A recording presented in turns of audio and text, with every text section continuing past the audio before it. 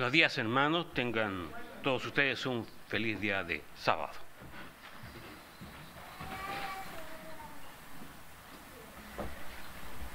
Último día de panes sin levadura. Esta mañana quisiera enviar un cariñoso saludo a la tía Edith Olmedo en la ciudad de Valdivia. Ella está afectada por un fuerte resfrío y nos ha solicitado que oremos por ella para su restablecimiento de salud y pueda recuperarse de esta gripe que le aflige.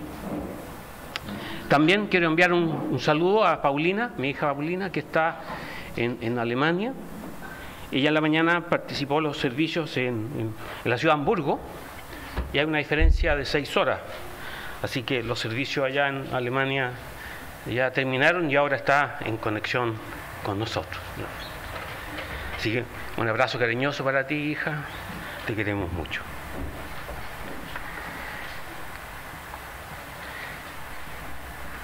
Levítico 23:2. Una escritura que conocemos mucho, que dice: las fiestas solemnes del Eterno, las cuales proclamaréis como santas convocaciones, serán estas. Y describe 7 fiestas, 7 sábados anuales, incluyendo el día sábado semanal. Hermanos, esto suena importante, ¿verdad? El Dios Todopoderoso está diciendo en las Escrituras: estas son mis fiestas. Sin embargo, la mayoría del cristianismo tradicional cree que estas fiestas solemnes, estas fiestas santas de Dios, estas fiestas solemnes del Eterno, solo eran válidas para el antiguo Israel y que no tienen ningún valor en el día de hoy para los cristianos o los que se denominan cristianos. ¿Han pensado cómo llegó a suceder esto? ¿Han pensado cuál es el verdadero significado de las fiestas del Eterno? ¿Tienen algo que ver con Jesucristo? ¿O acaso su simbolismo se limita a hechos que ocurrieron hace muchísimo tiempo? ¿Es un recordatorio de la historia? Revelan las Escrituras si estas fiestas nos enseñan importantes verdades acerca de Jesucristo. Si recordamos, la Pascua es la primera fiesta anual que se menciona en las Escrituras. Y esta fiesta, la ceremonia de la Pascua, conmemora el acontecimiento más grandioso en la historia del pueblo de Israel: la milagrosa liberación de Egipto.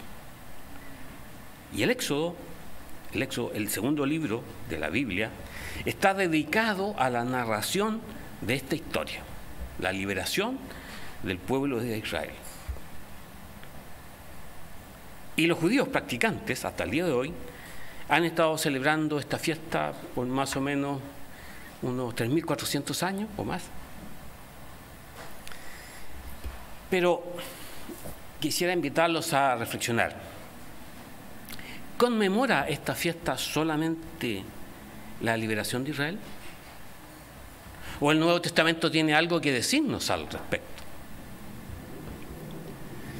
Porque recuerden que cuando Juan el Bautista vio a Jesús llegando al río Jordán para ser bautizado, él dijo ahí en Juan capítulo 1, verso 29, Juan 1, 29, dice de Jesucristo: he aquí el Cordero de Dios que quita el pecado del mundo. Aprendimos en esta ceremonia, en esta fiesta de la Pascua, que Jesús instituyó nuevos símbolos que representaban no solo el sacrificio del Cordero, sino algo muchísimo más grande: el sacrificio de sí mismo, de Él como el Cordero que quita el pecado del mundo.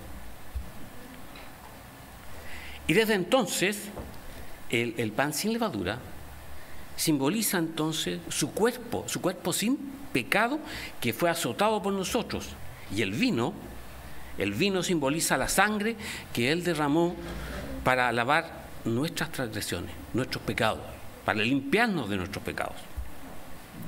Entonces, a partir de ese momento, esta fiesta adquiere un significado mucho mayor para nosotros.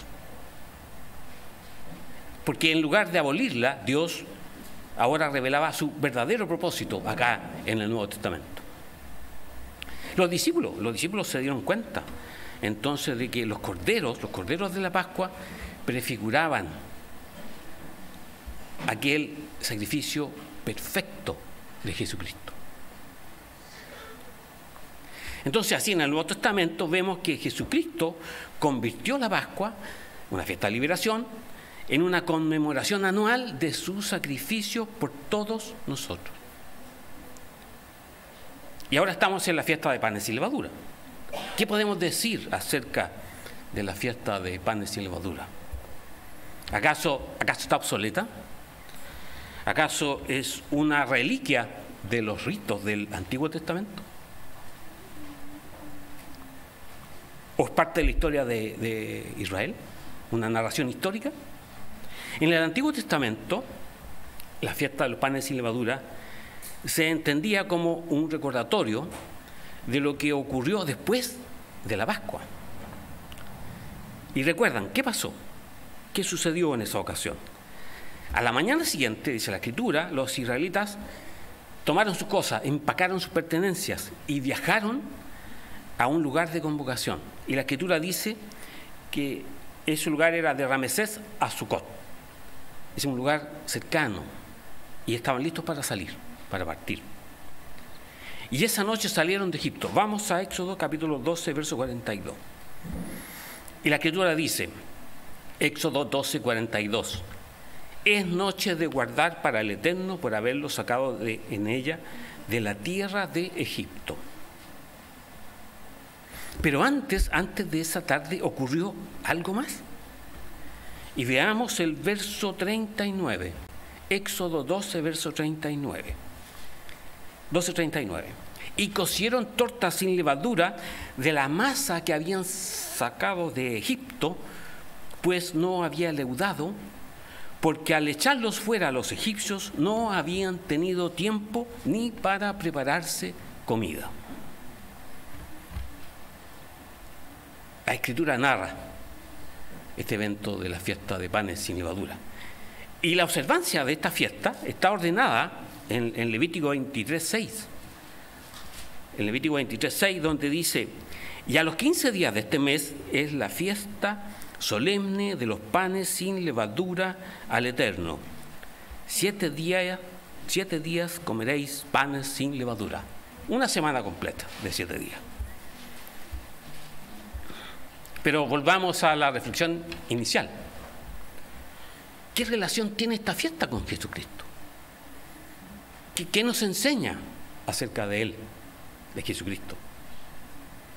Porque en la Biblia el pan sin levadura se describe como algo puro, incorrupto.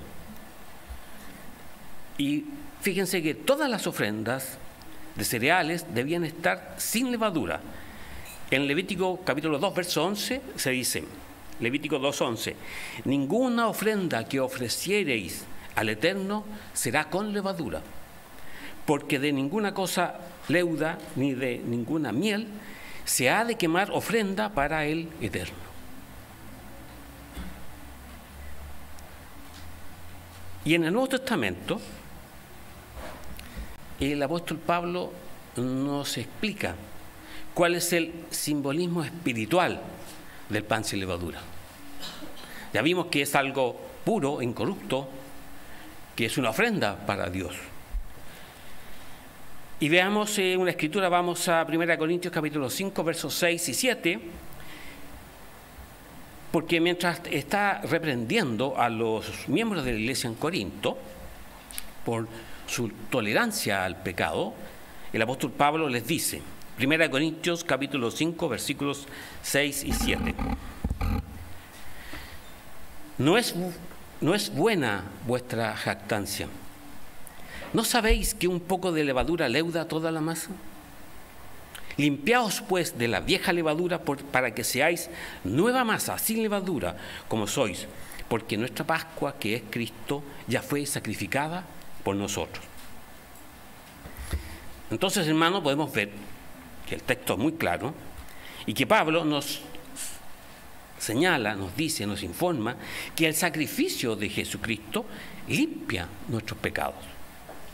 Y por consiguiente, en un sentido espiritual, nos vamos a convertir en personas sin levadura, sin leudar. Y por lo tanto, Jesucristo se convierte también en el centro de esta fiesta de panes sin levadura, porque está directamente relacionada con lo que Jesucristo hace por todos nosotros para limpiarnos de nuestros pecados y para ayudarnos a vivir vidas espiritualmente puras. Podemos ver en estas escrituras que leímos que el propósito espiritual de la fiesta de los panes sin levadura fue revelado por Dios a nosotros. Y su significado, hermanos, para este tiempo, para nosotros, en el día de hoy, no radica en lo que ocurrió en el Antiguo Testamento, hoy día,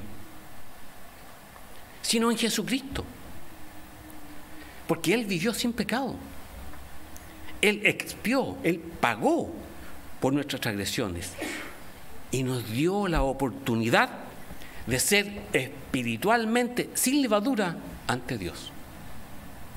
Por tanto, hermanos, Jesús también está en el centro mismo de esta segunda fiesta anual de Dios. Jesucristo es el centro de la fiesta de panes sin levadura. Vamos a Hebreos, pasemos a Hebreos, capítulo 5, versículos 8 y 9. Hebreos capítulo 5, versos 8 y 9. Verso 8. Y aunque era hijo, por lo que padeció, aprendió la obediencia. Verso 9. Y habiendo sido perfeccionado, vino a ser autor de eterna salvación para todos los que le obedecen. Jesucristo es el pan sin levadura, sin pecado, y es el autor de eterna salvación para los que le obedecen. Entonces debemos entender, hermanos, debemos entender y meditar en esto. Debemos considerar esta verdad de Dios de tal forma que toda nuestra vida pueda ser realmente, hermanos, realmente transformada por esta verdad. Y ya pasó la semana de panes sin levadura. Ya pasaron 7 días. Y esta mañana los invito a reflexionar qué ocurrió en nuestro corazón de los que festejamos esta fiesta. Bueno, vino Cristo, se hizo hombre, vivió una vida perfecta y murió por el pecado de todos nosotros. Pero ¿qué está pasando en nuestras vidas? En nuestros hogares, en nuestras relaciones. Hermanos, deseamos de todo corazón que Cristo reine. Deseamos de todo corazón honrar a nuestro Señor en todo lo que vivimos, en todo lo que deseamos, en todo lo que hacemos. Necesitamos entender y meditar en esto, en esta gran verdad. Jesucristo es el pan sin levadura y es el autor de nuestra salvación. De tal manera que nosotros podamos hacer frente no solo a los peligros de afuera, de esta sociedad, de esta cultura de la muerte, de este mundo perverso, sino también, hermanos, a nuestras propias inclinaciones, a nuestras propias tendencias pecaminosas. De modo que podamos experimentar realmente, podamos sentir en nuestras vidas la gracia de Dios. Y que debe llevarnos como comunidad, porque somos un grupo que se congrega somos la congregación de los primogénitos. Debe llevarnos a la unidad de la fe y del conocimiento del Hijo de Dios. Por eso es el propósito de la fiesta, Jesucristo es el centro. Y podríamos resumirlo en una sola escritura, en una sola, Romanos 5, 19.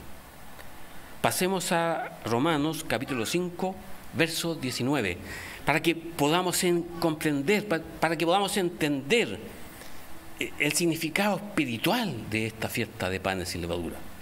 Romanos 5, 19.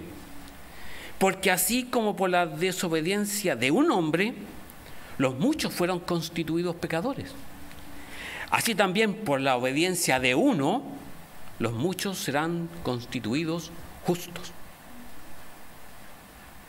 Entonces, lo primero a considerar hoy, último día de panes sin levadura, es que la salvación es una necesidad de todos los hombres, de todos, o sea, de toda la humanidad. Y sabemos que no todos recibirán esta salvación, porque no todos siguen al Salvador, a Jesucristo. Pero todos necesitan a nuestro Señor y Salvador Jesucristo, porque la salvación es una necesidad de toda la humanidad. Y no solo los que están fuera, en el mundo, sino también nosotros que estamos dentro de la iglesia.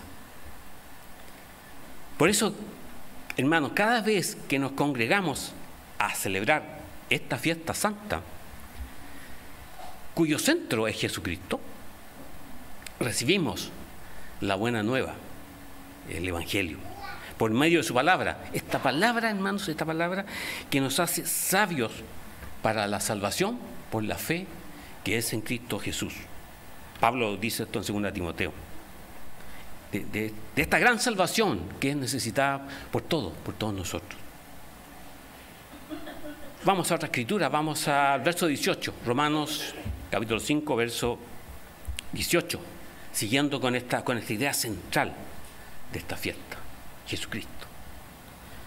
Romanos 5, 18, así que como por la transgresión de uno vino la condenación a todos los hombres, de la misma manera por la justicia de uno vino a todos los hombres la justificación de vida. Hay un contraste en la Escritura, hay un contraste que resulta en la representación de uno, que es Adán, que trajo el pecado, y la representación de otro, que trajo la justificación, Jesucristo. Adán representa en el Edén a toda la raza humana, a todos los hombres, a toda la humanidad. Y todos los representados en Adán estamos necesitados de esa salvación. Porque todos los seres humanos venimos de un mismo linaje. Un mismo linaje. Hechos capítulo 17, verso 26. Hechos capítulo 17, verso 26. Y de una sangre, Adán, ha hecho todo el linaje de los hombres, para que habiten sobre toda la faz de la tierra, y les ha prefijado el orden de los tiempos y los límites de su habitación. Tenemos un tiempo determinado por Dios. Así que, hermanos, como vemos, todos necesitamos de la salvación de Dios en Cristo Jesús, Señor nuestro.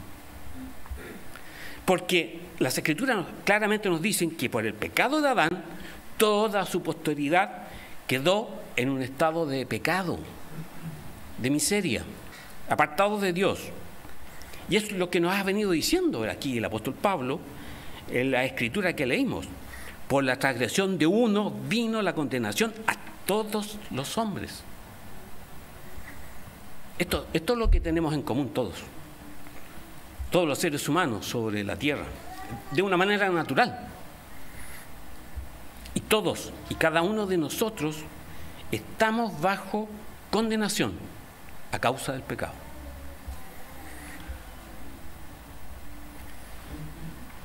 Y como ya hemos estudiado, a lo largo de la historia de la humanidad se ha visto en evidencia la existencia del pecado y la condenación que éste trae, porque ha habido muertes desde Adán hasta Moisés, y desde Moisés en adelante, cuando la santa ley de Dios nos enseña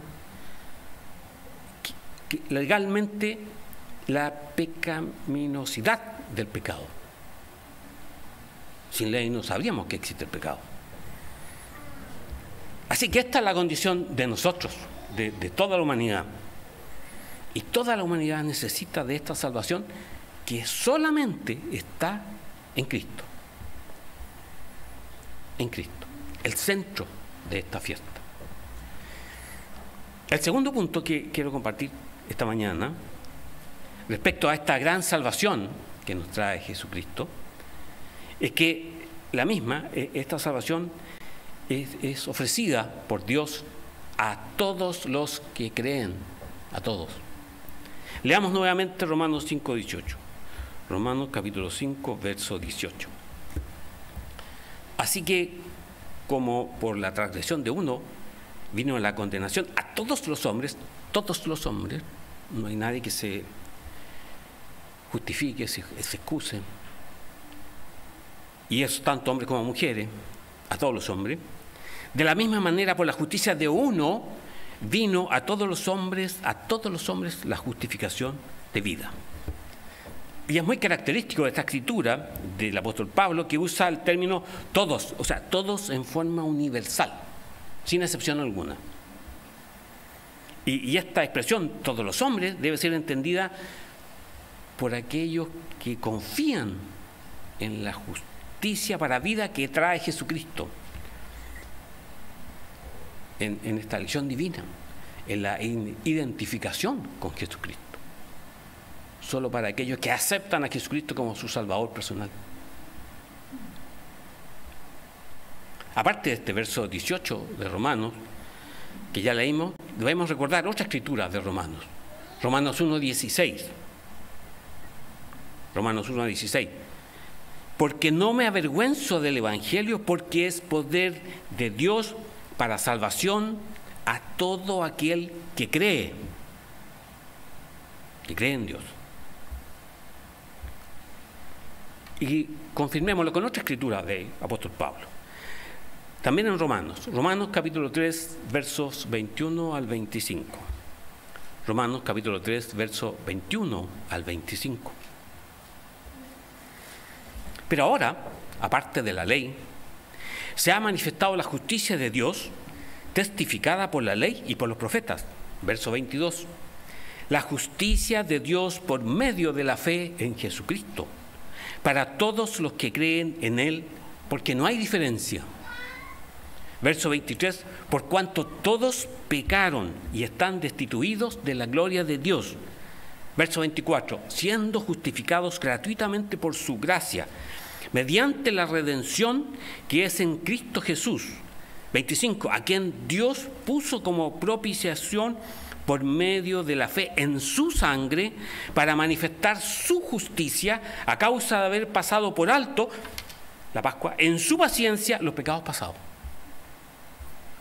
Entonces, la vida entera de Jesucristo, la vida entera de Él, fue un acto de justicia, que trajo justificación de vida para los suyos, para nosotros. Entonces, hermanos, ¿por qué es el centro de esta fiesta? Porque la vida de Jesucristo fue una vida de justicia, una vida de rectitud, de conformidad a la santa ley de Dios. Y Él, al identificarse con nosotros, como su pueblo, al dar su vida por nosotros, tomó para sí nuestras culpas, nuestro pecado. Y pagó con su vida por este pecado, como si hubiera sido suyo. Y era nuestro. Aunque nunca hizo maldad ni hubo engaño en su boca, dice Isaías, el profeta Isaías. También dice Juan, que él nunca hizo maldad, era inocente. Tampoco hubo engaño en su boca. Y él cargó con nuestras culpas, con nuestros pecados. Y no solo eso, sino que él murió de una muerte horrenda, crucificado, y resucitó para nuestra justificación, como lo dice el apóstol Pablo en Romanos 4:25. Romanos capítulo 4, verso 25. El cual, Jesucristo, fue entregado por nuestras transgresiones, nuestros pecados, y resucitado para nuestra justificación, para que podamos alcanzar salvación, hermanos, para que podamos tener vida eterna. Resucitado para nuestra justificación. Esta carta, esta epístola del apóstol Pablo a los romanos, nos habla en general de la muerte de Cristo, de su sacrificio expiatorio, pero no quiere decir que se limita únicamente a la pasión, muerte y resurrección de Jesucristo, como conocemos, sino, hermanos, a toda su vida de perfecta obediencia al Padre. Perfecta obediencia a Dios. Porque nuestra obediencia está manchada de pecado. Por eso que Él es el centro, hermano, el centro de esta fiesta. Nuestra obediencia está manchada por el pecado. Porque tenemos motivaciones incorrectas en nuestro corazón, en nuestra mente. Porque tal vez estamos buscando algún beneficio, alguna bendición. Pero Cristo, a diferencia de nosotros, obedeció por amor a su Padre. Adán no obedeció a Dios. Por eso que hicimos la comparación entre Adán y Jesucristo. Adán no obedeció a Dios que le proveyó de un mundo perfecto, maravilloso, donde él pudiera vivir y señorear. Y nosotros, al igual que Adán, aun siendo creyentes, no obedecemos como deberíamos. No creemos como deberíamos. No vivimos la vida cristiana como deberíamos. Y como Adán, estamos acostumbrados a la desobediencia. Siempre tenemos alguna justificación para no obedecer. Por ejemplo, Dios nos dice que nos amemos, pero no siempre lo hacemos. Nos manda a confiar en Él, pero siempre estamos llenos de temores, de duda, de incertidumbre, de inseguridad. Entonces, hermano, cómo podemos imaginar siquiera que nuestra obediencia pudiera tener algún mérito ante Dios para nuestra justificación? ¿Cómo podemos sentirnos bien con nosotros mismos a cumplir con congregarnos para adorar a nuestro Dios? Si es un deber, es una responsabilidad, es un privilegio que nos ha concedido Dios, nuestro Señor, y no es un mérito propio nuestro para lograr el favor de Dios. Hermanos, ¿cómo podemos pensar que Dios nos debe algo? Porque somos fieles, venimos a los servicios, porque oramos, porque leemos la Biblia, porque ayunamos, porque nos congregamos. Y, hermanos, y tratar de vivir para Él, cuando se trata del propósito principal de nuestra existencia. No, hermanos, no. Nunca podemos confiar en nuestra obediencia, porque nunca será perfecta mientras estemos en esta tierra. Acuérdense, hermanos, somos de la descendencia del linaje de Adán, y una sola transgresión, trajo la condenación a todos los hombres, a todos nosotros. No estamos exentos. Pero por la obediencia de uno solo, de Jesucristo, dice la Escritura, los muchos serán considerados justos. Entonces, esta gran salvación que ofrece Dios solo podrá ser experimentada realmente por aquellos que confían en la única obediencia perfecta que Dios acepta. La única obediencia perfecta que realmente cuenta delante de Dios. Y esa es la obediencia de nuestro Salvador Jesucristo, el Hijo de Dios. el pan sin levadura, el autor de nuestra salvación. Y Dios nos llama en estos 7 días, a obedecerle, a guardar sus mandamientos. Pero la verdad, hermanos, la verdad es que por causa del pecado somos incapaces de hacerlo como Dios quiere. La levadura es una espora que está en el aire. No podríamos erradicarla. El pecado está en nuestras vidas, presente siempre. Pero el mismo Dios nos ha dado una provisión para que seamos declarados justos. Eso es lo que entendemos en estos días de pan sin levadura. Y solo debemos confiar en la justicia y la obediencia perfecta de Jesucristo.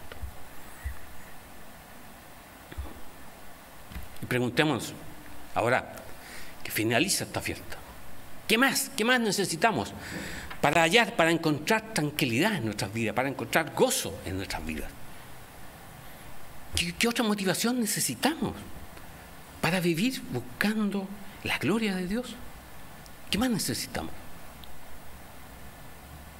Y por cierto, hermanos, siendo esta mañana, este día, el último día de panes sin levadura para este año 2025, ¿no es suficiente, hermanos, esta misericordia divina, un motivo suficiente para que podamos estar agradecidos de Dios, con Dios?